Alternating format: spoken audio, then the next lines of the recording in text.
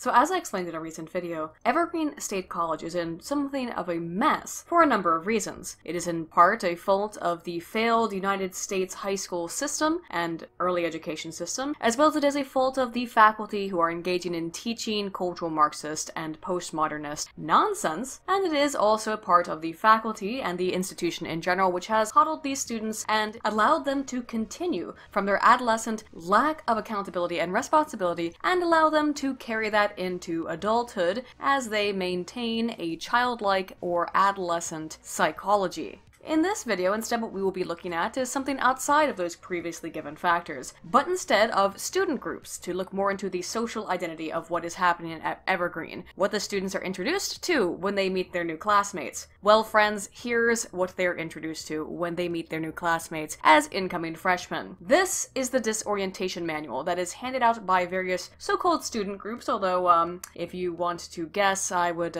pay good money that there are other outside influencers and sponsors behind this nonsense. I'm not saying it's Daddy George Soros himself, of course, but I'm sure there are communist and anarchist organizations that have every vested interest in ensuring that this rag gets published and disseminated around campus every single year. So just what is a disorientation manual? Well, let's read what they say it is. Undoubtedly, as a new student, you have received countless mailings and glossy handouts from the Evergreen State College admissions office. Again, seen as they have a 99% admissions rate, I doubt that they're really trying to recruit anyone. Anyway, the admissions office and administration attempting to orient you to the little world unto itself that is Olympia and the Evergreen experience. Well, to their attempts to appeal to mom and dad, we say, fuck you, fuck your whitewashed, glossed over view of this place we love and thrive in. Did you see that already? They're already admitting that they're bourgeoisie, okay? From mom and dad. They've gotten these letters from the college. Oh, okay. Sounds like a place of privilege where your parents are going to be reading these admissions folders and files.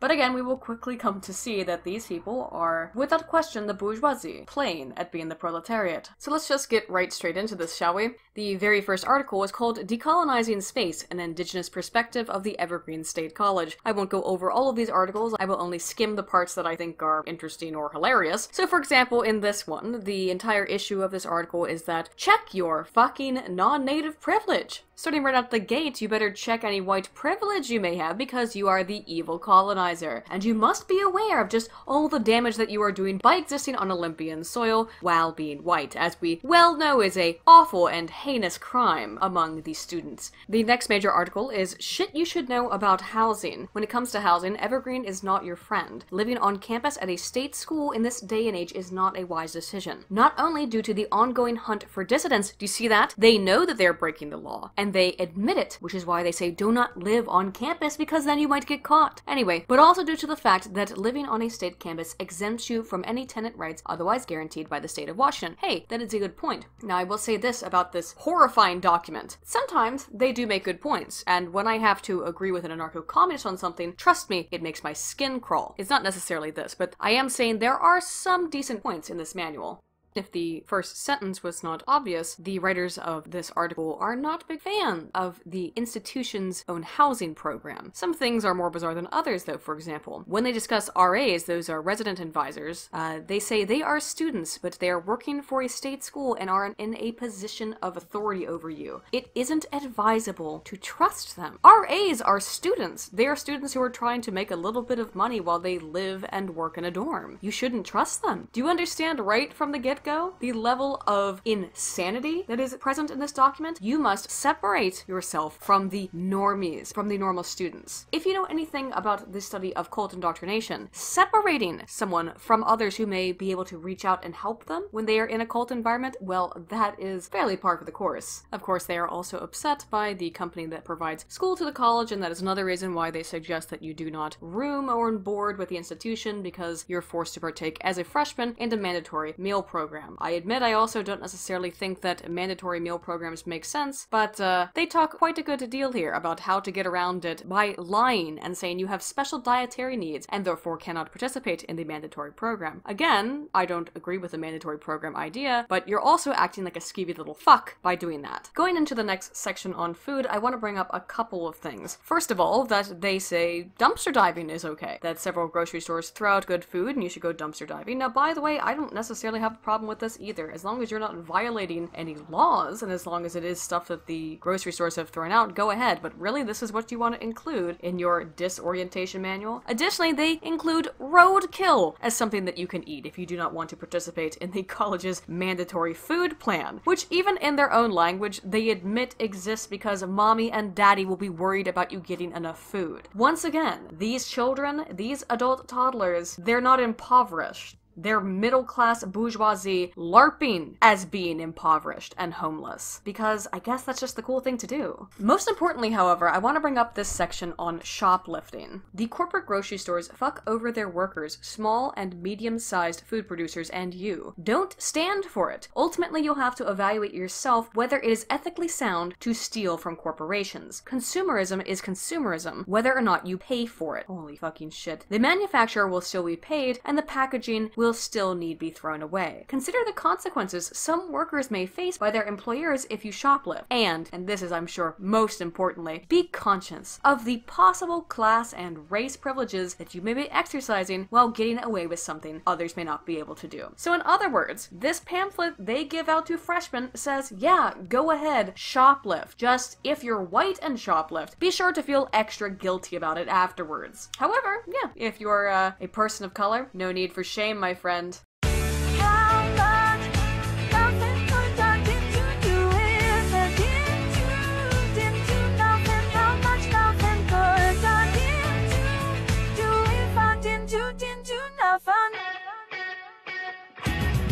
Following this, of course, is an additional article about the wonders and values of shoplifting, how to get away with it, and how to confuse people, how to avoid being caught by video cameras and RFID chips or other security devices. Yes, again, this is in the freshman pamphlet that these student groups are allowed to hand out. And I should make evident that this, what we're reading from right here, this is the 2014 version. There have been versions of this circulating since at least the 1990s and continue to circulate. Not just at Evergreen, but at universities across the country. I have found several examples of similar disorientation manuals, teaching students the same type of Marxist shit. Steal from the man, it doesn't matter as long as you don't get caught, right? Now here is the mandatory piece which explains to these new students just how evil the police are. And while I must admit I'm generally speaking no fan of the police at large, my issues come from concerns with training and from the personality type that tends to respond positively to positions of authority, such as being a police officer. It doesn't mean that all cops are bad, but they sure are according to the Disorientation manual. Let's take a look. The illusion of police necessity in our everyday lives is something most people from comfortable, liberal backgrounds often have a hard time questioning. You mean like yourself? We need cops or else we'd be killing each other, they say. Never fucking heard anyone say that. That is absolutely a straw man. That is not why anyone is saying we need cops.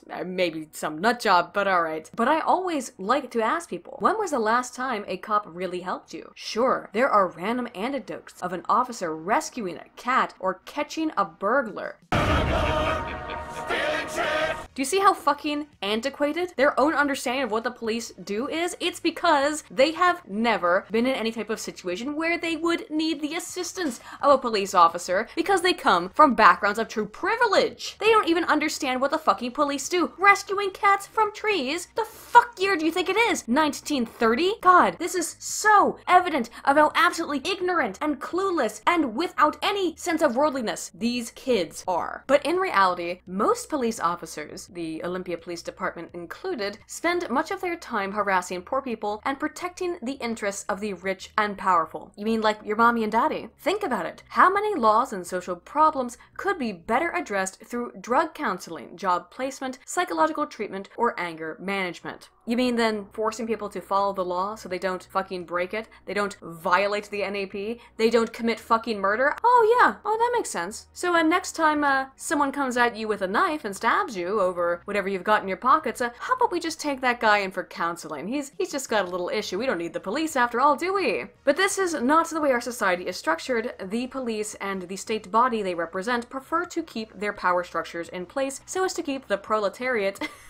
That's you in check. Yes, it says that. That's you in check. Just in case you didn't figure it out, middle class college freshman, you are the proletariat. You are the working class. No, no, no. You are not at all the bourgeoisie. We cannot allow you to believe that. No, you are the proletariat. You are the eternally oppressed. Jesus Christ. Do you see the extent of this indoctrination? You are the proletariat because we told you that you are. Skipping ahead. But what's the alternative? Well, it starts with addressing many of the actual causes of crimes. The vast majority of people in prison are there for crimes related to having low economic status. Think thefts, drugs, and robberies. Okay, yeah, thefts and robberies, those don't fucking matter. I'm sorry, yeah. If you come from a lower class background, you're just allowed to steal. We shouldn't punish you at all, no, go free. Rapists and murderers are certainly harder to dismiss, but then again, many of these people likely came from a violent, destructive belief system in their family and culture that fostered such distortions of reality. Did you catch that, friendos? Well, yes, it sucks that sometimes people are murdered or raped, but the murderers and rapists are victims too. Victims of a terrible system. So we shouldn't have any police. We should just let them all go and run free. And maybe if we just love each other just enough, our collective orgy of love will spread across the world and ensure that no one ever rapes or murders again. Do you have any fucking clue how the world works, kid? Who am I asking? Of course you fucking don't. You go to Evergreen State College. This next article I want to mention is all about tasers, how to avoid them when you are breaking the law, and just how evil and terrible they are. Now, the majority of this article is just describing the history of tasers and their use in the Olympia police force. However, I do want to point your attention over to this side of the article. Let's take a look at just why these anarchist little cucks are so afraid of tasers. At Evergreen, the notoriously ruthless Officer Perez is responsible for training the department in the use of tasers. Now, you understand again, tasers are non-lethal, so they are upset that they are using non-lethal weaponry. Oh, by the way, I have seen that tasers can be lethal. I'm saying generally speaking. In the course of 1 week, 2 Evergreen students were tasered on campus by the Evergreen Police Department. This is quite a drastic and rather frightening figure, especially considering that neither of these students posed any type of violent threat to the officers. Do you see they don't go any further into detail then? They weren't attacking them, so they posed no lethal threat? What kind of threat did they pose then? Could you go into some detail? The use of less lethal weaponry was purely of offensive, not defensive. One student was tasered for running away from the cops. That caught him drinking. The other student was tasered 3 days later while he was running around naked in the mods and yelling happily after allegedly taking some innocent LSD. Yeah, he's harmless. Back in the 60s, he was part of the free speech movement at Berkeley.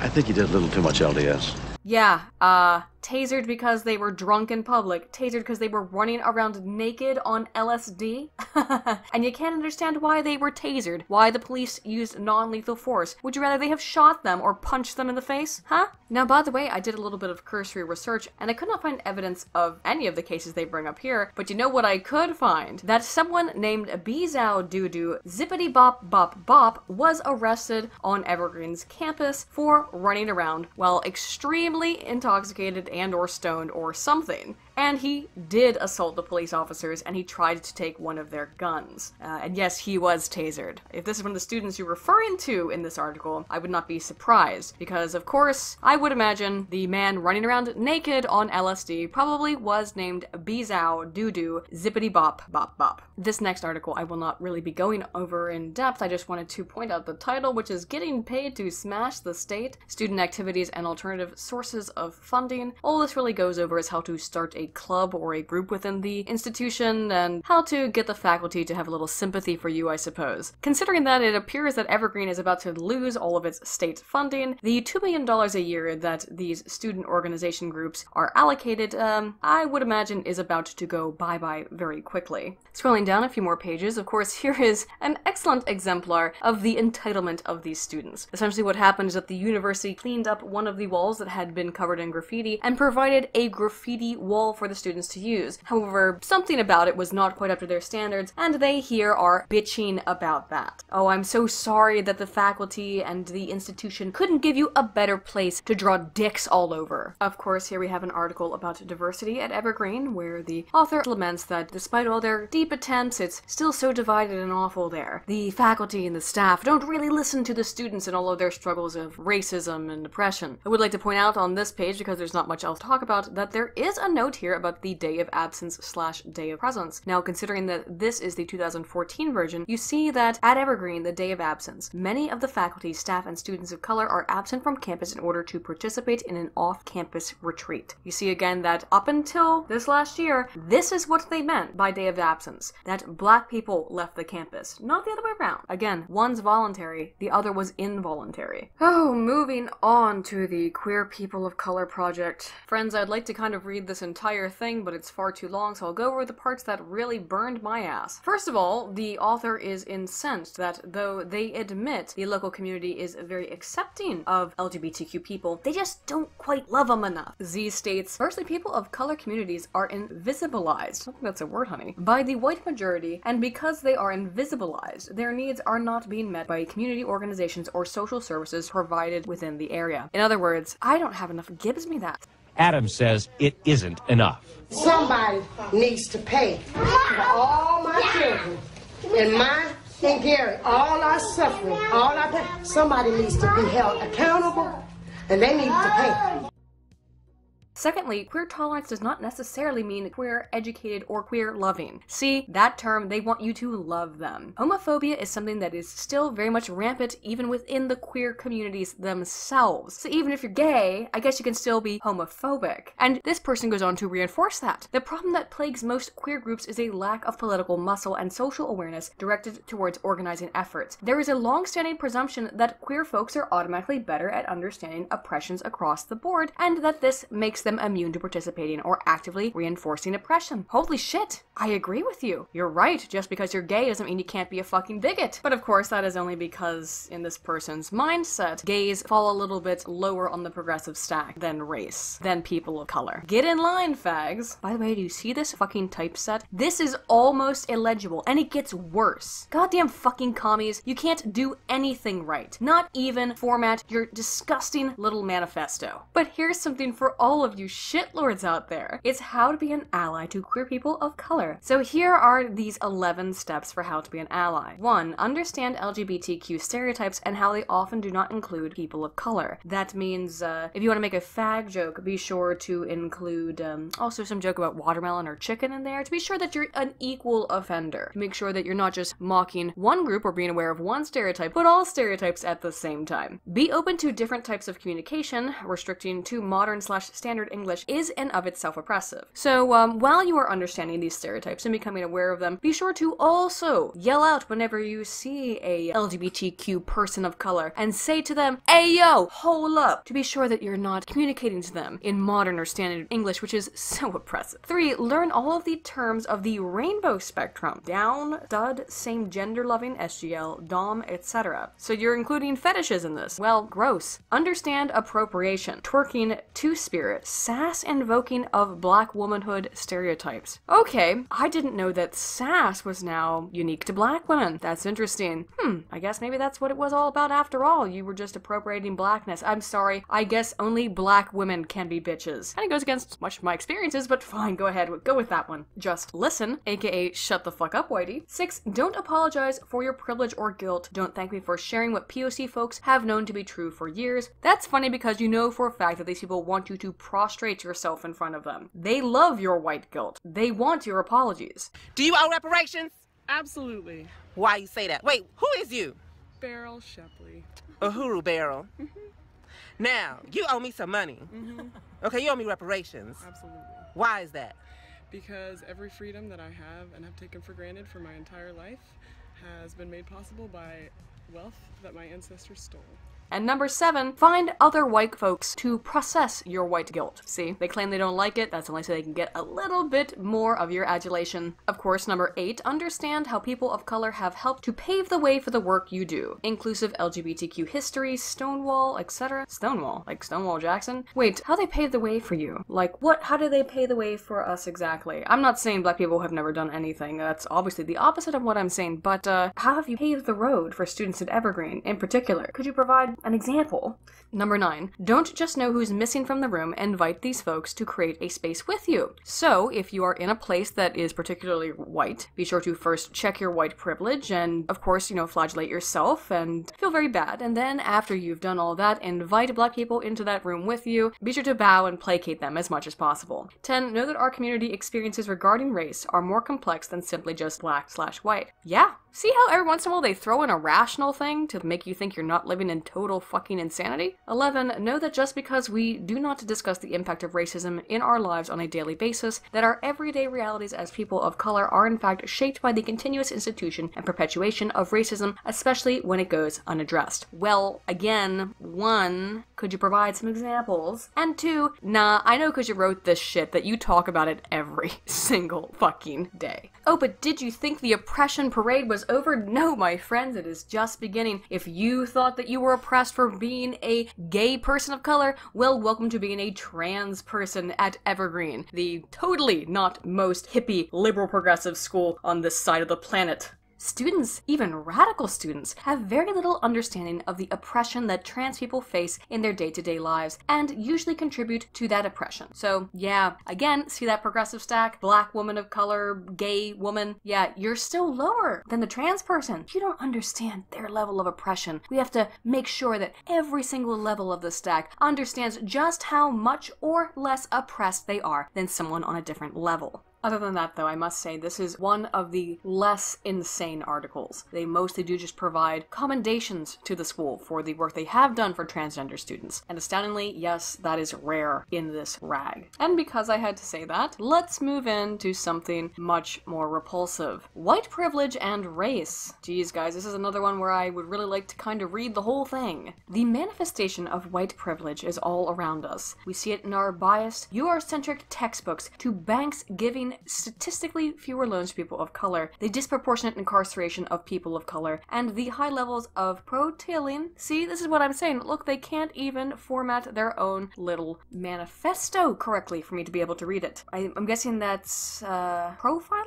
High levels of profiling from the police? We can also see it daily in the habits of our school and workplaces. The belief that people of color have overcome all these obstacles to true equality is complete delusion. Honey, we want to talk about delusion right now. Okay, let's start with some of this. So, I'm not going to go too much into detail because these are all things that need to be addressed on their own, but for example, you are suggesting that the high levels of incarceration of blacks is all because of profiling, which you can't even spell right. No, already, we are not on the same intellectual level. I'm sorry. You're just so incorrect. You are so incorrect on every statistical level. Let's move on. Racism and the subsequent privileges that most white people benefit from creep their way into many parts of our everyday lives in ways that most white people are unaware of. I know, see, it's terrible. You have to recognize that you're a terrible, evil white person every single day. If you didn't wake up this morning, grab your leather whip and slap yourself on the back of it while screaming, I'm sorry I'm white, I'm sorry I'm straight, and all of this shit. If you didn't wear your itchy little robe around all day just to feel the intense pain and suffering that you must absolutely experience to apologize for your whiteness, well then, you're a bigot. And even that apparently isn't enough. As this person goes on, despite the lip service being paid to these issues, don't expect it to be different at Evergreen. Despite its reputation as a radical institution, Evergreen has its fair share of problems, especially when it comes to race. You know why? Because Evergreen is 77% white. Oh gods, please help me. 77% white. Well, you might as well just go and join the Nazi party. Of course, it goes on to complain about white people talking in class as well, as we all know that is at least a microaggression, if not direct and active violence. And lastly, be sure to check your privilege and consider your behavior when you are appropriating someone's culture. Hairstyles such as mohawks or dreadlocks, which, while seemingly sweet do's, are actually large parts of people's cultures, not just the latest trend.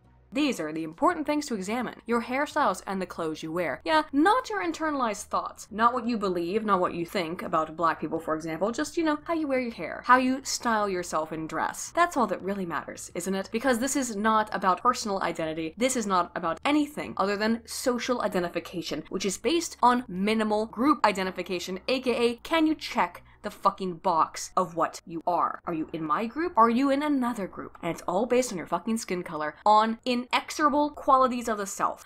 Achtung, are you ready? It's time for neo-Nazis and Washington State. Well, the majority of this article is actually explaining how there haven't been large or really any KKK-related or neo-Nazi groups that have had any number of people in the area since, the 1970s, but it's still very important that Antifa and the Anti-Racist Action League show up to protest these Nazis who show up. Now, here's what they describe as the Nazi invasion of the region. Though generally inactive of late, a group of neo-Nazis called the National Socialist Movement occasionally holds rallies in Olympia. Typically, they draw 10 or so NSM members and hundreds of protesters. Gee, who's the one in power there? Could it be them or could it be you? You figure it out. I doubt they teach you math at Evergreen, so might take you a while. If you need a calculator, go ahead and be my guest. They are usually separated, protected, from the protesters by the cops. They stand and throw out disgusting hate speech for a bit while the protesters yell back and ignore them. Then the Nazis leave. These Hitler characters do pose a threat. What threat do they pose? Could you define it? What kind of threat? They can and have committed hate crimes. Example? And they have to recruit vulnerable lost souls. They should be confronted and know they are not welcome here in whatever creative way that may be. Oh, get creative with your violence. Now let's all agree to never be creative again. By the way, do you see this shit right here? They put this little image right in the center of their text. Friendos, this is nigh illegible. When I was first reading this, I'm a speed reader, motherfuckers, and you threw my whole brain off. This is not how you include an image in your publication. Wow, why is this the thing that's making me the most angry? But the ride's not over yet. A new mentality, how male oppression relates to sexism and homophobia. Oh, and a giant men stop rape stop sign right there in the center. You know what, at least this time you managed to set your font around it so it was fucking legible. Here's the part actually where I will get angrier. The process by which men are taught to be tough, aggressive, and in control, and women are taught to be pleasing, passive, and controlled is called socialization. No, this hurts. That is not what socialization is. Oh my sweet fuck, that is actually upsetting to read this undergraduate sophomoric idiot try to explain socialization in such a fucking limited capacity. Socialization is how we learn pretty much everything. Guess what? There are some differences in cultures in how we learn things. Now, the fact that men tend to be more aggressive, that men tend to be more active and women more passive, guess what? We find that type of behavior in such young infants that it cannot be attributed to socialization. I wouldn't even expect you to know this, but what I would expect you to know, you fucking moron, is that what you just said is not the definition of socialization. How many classes have you taken in this, friendo? Oh, I had an introduction to sociology and now I know fucking shit about it that I can write all about men's rights in this little article? Fuck off. This makes me fucking ill. No, Aiden, you have to keep reading it. You gotta keep going. Can't give up now. This, I can see the words, and it's going to be hard to read them. It occurs when young boys are given toy guns and blue shirts as gifts, and their female counterparts are given Barbie dolls and pink skirts. Yes, friends, colors are things that introduce and encourage aggression or pacifity. These colors do these things. Could you point me to the research? No? Oh, what a shock. Oh, I'm so surprised. Oh, but then again, you are a postmodernist. You don't believe in reality. You don't believe in research. We can just make these claims with no scientific data. Yeah, got it. The socialized gender boxes of patriarchy force men and women alike to present a false image of themselves to each other. Did I mention that the person writing this is a male? Is there a bigger beta cuck than this guy right now? What the fuck am I reading? These are images that lack both humanity and spirit. Images that separate us and mystify us. How does it mystify you? I don't think you understand that word. While women in our culture have the license to show each other affection both physically and emotionally, the same is not true for men. Seriously? Yeah. Wow. Again, you accidentally said something right. But I don't think it's for the right reasons. I don't think you supported men's rights there just for a legitimate reason. I think you want to talk about patriarchy, huh? But I'm still sometimes astounded when I get a little bit of logic coming out of these people, even if I think it's unintentional. Oh, and here's why I think it's unintentional. How do we treat those whose sexuality doesn't fit the mold? As straight men and women, we take our heterosexual privilege for granted. Oh no. Besides the obvious challenge of being rejected and scorned by society at large, queer men and women face considerable obstacles in many aspects of life. Hey, I agree actually. I just don't think that thing about privilege holds true. While straight people can be congresspersons, lawyers, doctors, or teachers, yeah, because there's no gay people who are any of those things, queer people are known most often for their sexuality, and secondly, their talent or occupation. I feel like I've seen a comic that expresses and describes this fairly well.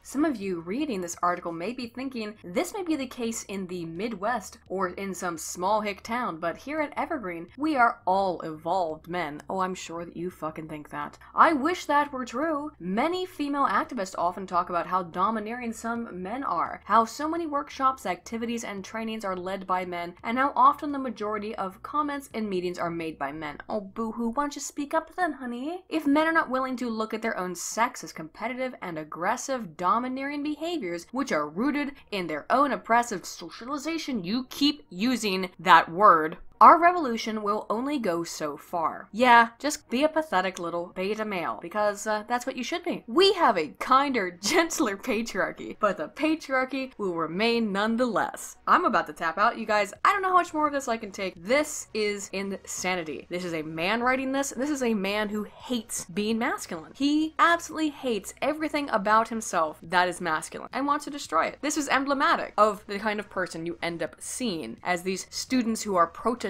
and raging at the university, because this is the kind of shit they've been taught. This nonsense, this self-hatred towards particularly white males. It's not a surprise, is it? What's next? Oh boy, this is what's next. Butchered, disgusting, wrong statistics. You ever hear the 1 in 4, the 1 in 5? Well, they're gonna tell you it's 1 in 3 women will be sexually assaulted. Astoundingly, they say 1 in 6 men. I'm surprised they don't say no men are sexually assaulted, because that's what I would expect. And half of transgender people. Then they also make a note about how transgender people are way, way more likely to be murdered, and approximately 2/3 of assaults are committed by someone known to the victim. Well, with the exception of that last one, all of these statistics are bullshit. All of these statistics are false, and you don't provide a fucking citation. You wanna know a way to make Aiden really angry? Don't provide a citation when you make a statistical claim. We live in a rape culture. Oh boy. That means the prevalent attitudes, social norms, and practices excuse, tolerate, and even condone sexual violence. Oh boo-hoo. Again, where are the proofs? Come on, please. Not this. Not your statistics you cited above. No, that you, you did not cite above. You have to give me real fucking evidence of this shit. You just cannot make claims and throw them out there as if they are true. But again, these are post-positivists who don't believe in objectivity. Examples are victim blaming sexual objectification and trivializing rape. Blaming a survivor for wearing a short skirt, or for being drunk, or for being in the wrong part of town are all parts of rape culture. No, they're not. I don't feel like I need to identify or break this down, because at this point I think we all know the answers, don't we? If I went around flapping a stack of cash in the wrong part of town, I would get robbed. And I would say, wow, I was really retarded for waving my cash around in the wrong part of town. If I get fucking blown the fuck out drunk and someone steals my wallet, I would say to myself, wow, I shouldn't have gotten so fucking drunk. As for wearing the short skirt, who the fuck says that shit anymore? I haven't heard that narrative in 15 plus years. You need to grow the fuck up, you idiots, and be welcomed into the current year you seem so concerned by. Oh boy, here's this shit about consent. Buckle up, Homestuck. I'm going in raw. Okay, so their definition is consent is enthusiastic participation from all parties before, during, and after an event. Maybe it's just me, but I find the term enthusiastic a little bit funny there. So it's just like if you're super fucking horny and you cannot control yourself, that it's actually consent, otherwise it's rape?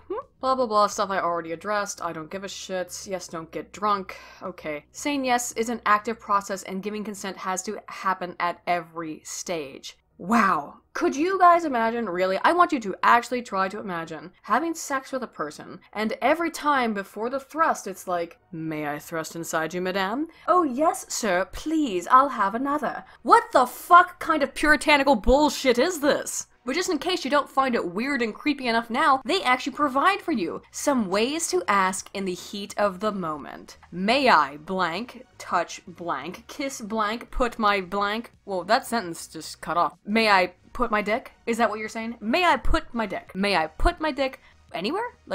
Just in a hot dog bun?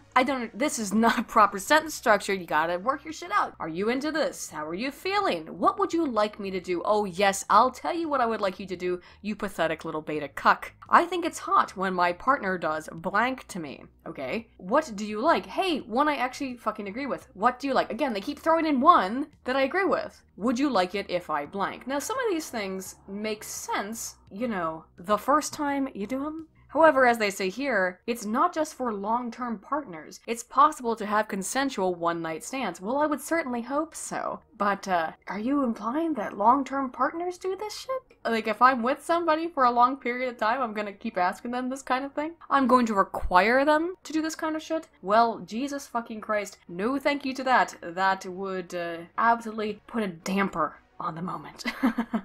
Okay, let's move on. On the notion of poly, and no, I don't give a fuck. This is just stupid, degenerate bullshit. I don't care. Go fuck as many people as you want in your little commune. This is the kind of shit I don't care about, because it doesn't affect me, and it's not going to affect any other students reading it. Now, it might mess up their brains a little bit if they think this is normal, because polyamorous relationships do not have the best track record. But you know what? As long as you're not bothering me, you're not violating my NAP, I don't give a shit what you do. But we are right into fat acceptance. Riots, not diets. Do you have a body? Then read this article. I'm not sure I want to. I think I'd like to take a pass. Can I? Oh, I can't. Well, Aiden, you've gotten yourself into this situation, haven't you?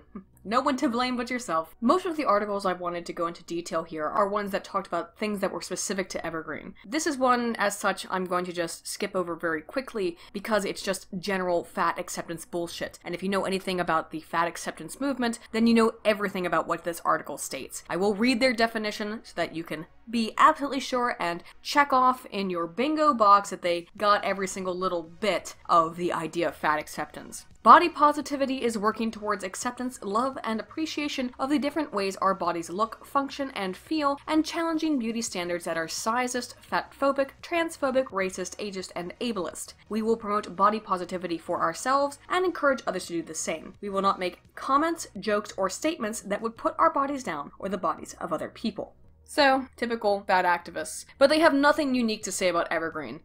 Oh my god. Menstruation, spelled with a Y because I'm sure that to say menstruation, men in it, therefore it's patriarchal. Oh my god. I don't want to touch this at all. I don't want to catch the AIDS from it, and it's covered in blood, so I'm fairly sure I have a high chance of catching it. A menstruator is likely to use 10,000 or more tampons a lifetime. That can end up to a hefty environmental toll. Now, pay attention, by the way. They use words like a menstruator instead of a fucking woman because otherwise it would be transphobic, right? Tampons soak up more than just blood. They absorb the vaginal mucus necessary to maintain health pH balances in the vagina that lead to yeast. Oh god. No. We're done. Nope. We're done. I'm not reading this shit, but I do want to fucking go here real quick. Here are some alternatives to tampons, if you want to explore your body and see what's right for you. All cotton, non-chlorine bleached tampons without the applicator, whatever. That's fine. A sea sponge? A sea sponge? Reusable menstrual cups, gross. Luna pads, glad rags, homemade menstrual cloths. This is the thing that really made me grossed out. These are basically like commercial pads, but you reuse them and they can be made with fun cloth patterns. Oh, my favorite thing is when I menstruate all over my favorite image of little chicks on a piece of cloth. Why, Odin? Why did you put me in this gender? Oh, fuck me. I guess I'm trans now too. This statement on facism was interesting because all it is I am ugly, and if you find me ugly, you're a bigot. Again, I'm trying to move through this a little bit more quickly at this point, but holy shit. If anyone calls you a twitchy-faced fuck, do not laugh it off or agree with them just because it is the third Thirsty Thursday of the first month of October of your college experience. Basically, if someone calls you ugly, they're oppressing you. Here's the thing, lady. You're fucking ugly. Sorry. Basic protest safety. Do wear protective shoes that you can run in and cloth covering your skin to protect from exposure to weather and chemical weapons. Or to expose you from, getting caught from having your face exposed. People would have to know who you are when you beat them over the head with a bicycle lock, Shower beforehand to get off any dead skin cells that chemicals could stick to. Again, you're going into this looking for a fight, expecting to get chemicals sprayed on you. Bring a bandana soaked in apple cider vinegar or lime juice for the same reasons. Bring change of clothes. Bring any medications you may need. Bring water. Don't wear contact lenses. Don't wear earrings. Don't wear natural fibers. Don't wear tampons because apparently chemicals can get soaked into that. Thank you for reiterating what the previous article talked about. Don't use amphetamines or other drugs during the time period surrounding a protest. Drugs such as cocaine can dramatically worsen the effects of chemical weapons. You know what? That's some good advice. Whenever I think I'm going to go out and commit an act of civil disobedience, I usually think, you know what, I should drop a line of coke first. But thanks for pointing out to me that that's not the brightest idea. If I didn't have these Antifa-friendly commies in my back pocket, I don't know what I would do. This is an article pretty much about just taking care of yourself. If you are a dirty anarchist, take a bath every once in a while or shower, whatever. Just in case you need to be reminded. I mean, if you ever looked at any of these people, they certainly don't look like they've ever showered or done laundry, but yeah. Okay, you know what? You're right. I understand the need for this article. Thank you. The next article is just some unbelievable, insane bullshit about how they should be allowed to get away with basically domestic terrorism, and part of what they do in this is to become irate that someone who committed a crime in the name of their activist movement was sentenced to several years in jail, and rather than be in jail then with her young child, turned into a, quote, informant, which you can see here with her face plastered with the word informant on it because she is a traitor to the cause. These people are absolutely, immediately ready to turn on anyone who doesn't support them 100%. How could you, logically then, join a group like this? I have to wonder. Let's see, this one talks about something called security culture, which is never talking to the police or FBI about anything ever. Sort of goes in line with what we just talked about, does it not? Even the most seemingly innocuous question will be used against you or your friends. Know your rights as a citizen. Hey, I agree with that one again. Basically, and from what I've read from some other students, and I will be linking to a blog post of a student who did originally upload some of these files, where they talk about their experience and how they became introduced to some of these disorientation manuals because they were being handed out as, hey, learn how to build a bike, or hey, learn how to do some computer shit. I don't fucking know exactly what it was, but this is the kind of thing that I imagine they used to recruit students, or things like this of learn about cybersecurity, learn about hacking. That's cool, right? Hey, it's 2014, 2003 called, but that's fine.